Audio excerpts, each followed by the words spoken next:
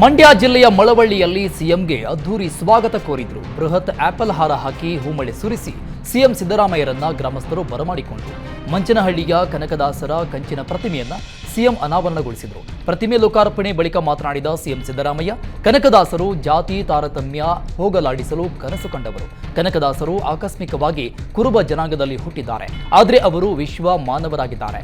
ಪ್ರತಿಮೆ ನಿರ್ಮಾಣ ಮಾಡೋದು ಮುಖ್ಯವಲ್ಲ, ಕನಕದಾಸರ ಸಂದೇಶಗಳನ್ನು ಎಲ್ಲರೂ ಪಾಲಿಸಬೇಕು ಅಂತ ಹೇಳಿದ್ದಾರೆ.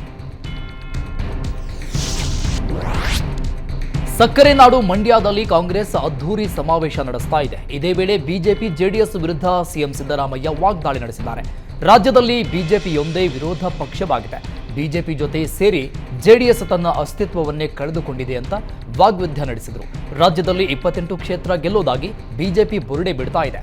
ಬಿಜೆಪಿ ಸುಳ್ಳು ಹೇಳಿಕೊಂಡು ರಾಜಕಾರಣ ಮಾಡ್ತಾ ಇದೆ ಅಂತ ಸಿಎಂ ಗುಡುಗಿದ್ದಾರೆ. ಲೋಕಸಭೆಯಲ್ಲಿ ಗೆಲುವು ಸಾಧಿಸಲು ಬಿಜೆಪಿ ರಣತಂತ್ರ ಹೆಣಿತಾ ಇದೆ. ಹೀಗಾಗಿ ದೆಹಲಿಯಲ್ಲಿ ಬಿಜೆಪಿ ರಾಷ್ಟ್ರೀಯ ಮಹಾ ಅಧಿವೇಶನ ಆಯೋಜಿಸಲಾಗಿದ್ದು, ಕಾಂಗ್ರೆಸ್ ವಿರುದ್ಧ ಪ್ರಧಾನಿ ನರೇಂದ್ರ ಮೋದಿ ವಾಗ್ದಾಳಿ ನಡೆಸಿದ್ದಾರೆ. ಲೋಕಸಭೆ ಚುನಾವಣೆಯಲ್ಲಿ ಇತಿಹಾಸ ಸೃಷ್ಟಿಸಬೇಕಿದೆ. ಅಯೋಧ್ಯೆಯಲ್ಲಿ ರಾಮ ಮಂದಿರ ಭರವಸೆ ಈಡೇರಿಸಿದ್ದೇವೆ. 10 ವರ್ಷಗಳ ನನ್ನ ಆಡಳಿತ ಭ್ರಷ್ಟಾಚಾರ ಮುಕ್ತವಾಗಿತ್ತು. 25 ಕೋಟಿ ಜನರನ್ನ ಬಡತನದಿಂದ ಮೇಲೆತ್ತಿದ್ದೇವೆ. ನಾವು ರಾಷ್ಟ್ರ ನೀತಿಗೆ ಬದ್ಧವಾಗಿದ್ದೇವೆ.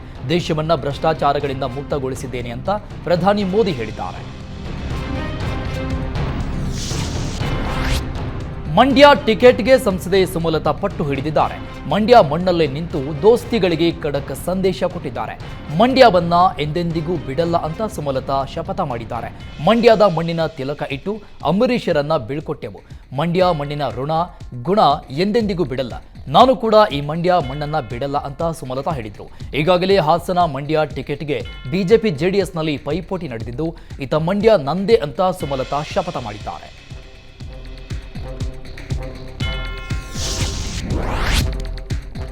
ಬೆಂಗಳೂರಿನ ಆರ್ಆರ್ ನಗರದಲ್ಲಿ ಡಿಕೆ ಶಿವಕುಮಾರ್ ನೇತೃತ್ವದಲ್ಲಿ ಜನಸ್ಪಂದನ ಕಾರ್ಯಕ್ರಮ ಆಯೋಜನೆ ಮಾಡಲಾಗಿತ್ತು. ಈ ವೇಳೆ ಬಿಜೆಪಿ ವಿರುದ್ಧ ಡಿಸಿಎಂ ಡಿಕೆಶಿ ವಾಗ್ದಾಳಿ ನಡೆಸಿದ್ದಾರೆ. ಭಾವನೆಗಳ ಮೇಲೆ ನಾವು ರಾಜಕಾರಣ ಮಾಡ್ತಾ ಇಲ್ಲ, ಬದುಕಿನ ಮೇಲೆ ರಾಜಕಾರಣ ಮಾಡ್ತಾ ಇದ್ದೇವೆ.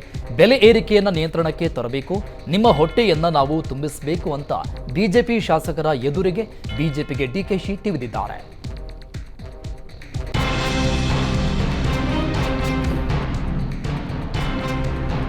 ಸಿಎಂ ಡಿಸಿಎಂ ಲೋಕಸಭೆಗೆ ಸ್ಪರ್ಧೆ ಮಾಡಬೇಕು ಎಂಬ ಸಚಿವ ಮಹದೇವಪ್ಪ ಹೇಳಿಕೆ ವಿಚಾರಕ್ಕೆ ಸಂಸದ ಡಿಕೆ ಸುರೇಶ ಪ್ರತಿಕ್ರಿಯೆ ನೀಡಿದ್ದಾರೆ. ಮಹದೇವಪ್ಪ ಒಳ್ಳೆ ಸಲಹೆ ಕೊಟ್ಟಿದ್ದಾರೆ, ನಾನು ಅವರ ಸಲಹೆ ಸ್ವಾಗತ ಮಾಡ್ತೀನಿ. ಈ ಬಗ್ಗೆ ಪಕ್ಷದ ಹೈಕಮಾಂಡ್ ತೀರ್ಮಾನ ಮಾಡುತ್ತೆ ಅಂತ ಸಂಸದ ಡಿಕೆ ಸುರೇಶ್ ಹೇಳಿದರು. ಇದಕ್ಕೆ ಅಲ್ಲೇ ಇದ್ದ ಡಿಸಿಎಂ ಡಿಕೆ ಶಿವಕುಮಾರ್ ಸಹ ಹೌದು ಅಂತ ಉತ್ತರಿಸಿದ್ದಾರೆ. ರಾಜಕೀಯ ಬದ್ಧ ವೈರಿಗಳಾದ ಡಿಕೆ ಬ್ರದರ್ಸ್ ಹಾಗೂ ಮುನಿರತ್ನ ಒಂದೇ ವೇದಿಕೆಯಲ್ಲಿ ಕಾಣಿಸಿಕೊಂಡಿದ್ದಾರೆ. ಆರ್ಆರ್ ನಗರದಲ್ಲಿ ಡಿಕೆ ಶಿವಕುಮಾರ್ ಜನಸ್ಪಂದನ ಕಾರ್ಯಕ್ರಮ ಆಯೋಜಿಸಿದ್ದು, ಡಿಕೆಶಿ, ಡಿಕೆ ಸುರೇಶ್ ಹಾಗೂ ಮುನಿರತ್ನ ವೇದಿಕೆ ಹಂಚಿಕೊಂಡಿದ್ದಾರೆ. ಮುನಿರತ್ನ ಬರ್ತಾ ಇದ್ದಂತೆ ಕಾಂಗ್ರೆಸ್ ಕಾರ್ಯಕರ್ತರು ಕಾಂಗ್ರೆಸ್ ಕಾಂಗ್ರೆಸ್ ಎಂದು ಘೋಷಣೆ ಕೂಗಿದ್ರು. ಇದು ಜಿಂದಾಬಾದ್ ಕೂಗುವ ಕಾರ್ಯಕ್ರಮ ಅಲ್ಲ, ಸರ್ಕಾರಿ ಕಾರ್ಯಕ್ರಮ ಅಂತ ಶಾಸಕ ಮುನಿರತ್ನ ಟಾಂಗ್ ಕೊಟ್ಟಿದ್ದಾರೆ.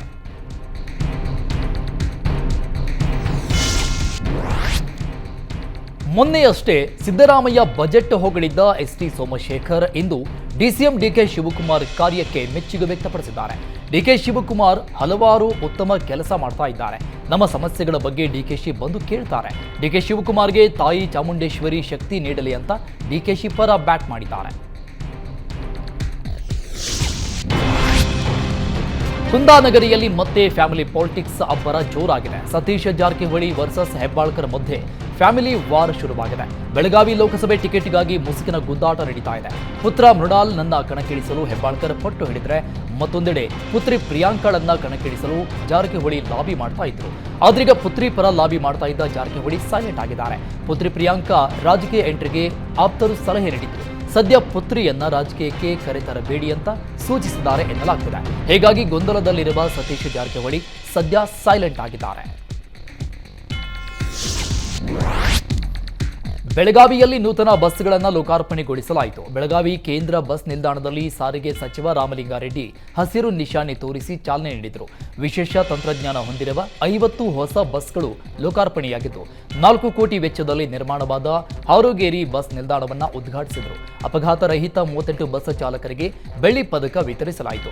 ಇನ್ನು ಕಾರ್ಯಕ್ರಮದಲ್ಲಿ ಸಚಿವೆ ಲಕ್ಷ್ಮೀ ಹೆಬ್ಬಾಳ್ಕರ್, ವಾಯುವ್ಯ ಕರ್ನಾಟಕ ರಸ್ತೆ ಸಾರಿಗೆ ಸಂಸ್ಥೆಯ ಅಧ್ಯಕ್ಷ ರಾಜು ಕಾಗೆ, ಶಾಸಕ ಆಸಿಫ್ ಸೈಟ್, ಬಾಬಾ ಸಾಹೇಬ್ ಪಾಟೀಲ್, ಅಶೋಕ್ ಪಟ್ಟಣ್, ಚಿನ್ನರಾಜ್ ಹಟ್ಟಿವಳಿ ಹಾಗೂ ವಾಯುವ್ಯ ಕರ್ನಾಟಕ ರಸ್ತೆ ಸಾರಿಗೆ ಸಂಸ್ಥೆ ಎಂಡಿ ಭರತ್ ಎಸ್ ಸೇರಿ ಹಲವರು ಭಾಗಿಯಾಗಿದ್ದರು.